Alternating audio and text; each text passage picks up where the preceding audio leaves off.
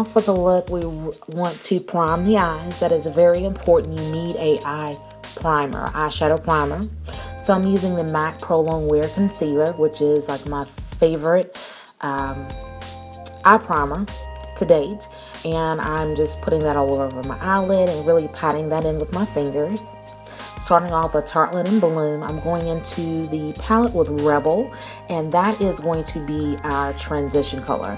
And I'm sorry, my skin is peeling like crazy with some products that I've got from the dermatologist.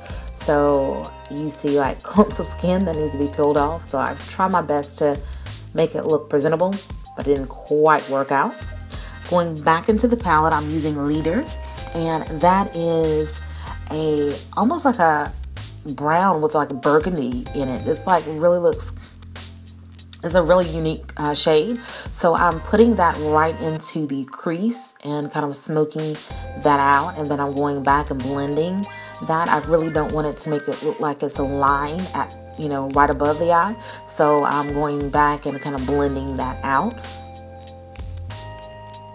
And using the NYX Milk Pencil, so I'm going to go that all over the lid with that. So if you get a little bit of that darker shade on the eyelid, no worries, you'll be able to straighten it up just using the Milk Pencil. And that pencil is acting as another primer to make the shade that we're putting on the lids pop a little bit brighter.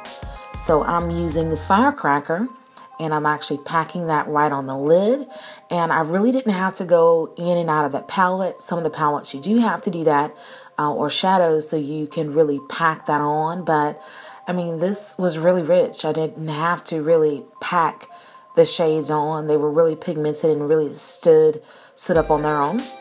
So I use the Activist, and I'm using that right on the outer edge and just kind of shaping up a V here to really give that a smoky look. So it's really going to be on the outer edge. I don't want to really darken up the eyes too much. So I'm really putting that right on the edge there, on the outer portion of the eye. And then I'm using the NYC liquid eyeliner, which you can find at Walmart or a drugstore. Then I'm using the Rebel. So I'm using some of the same shades that we used prior, like in the crease and the transition, and I'm putting those below. So I started with the Rebel, and then I'm bringing that down a little bit further, and then I went back up with the Leader and focused right on the lash line. Now in the waterline there, you'll see I'm applying that Milk Pencil, and that is going to give my eyes a larger effect. Now if I wanted to give it like a darker, smokier effect, I would use a black. But the white creates, you know, a larger eye. So I went into the palette. I'm sorry, I pointed at the wrong thing. This is Funny Girl.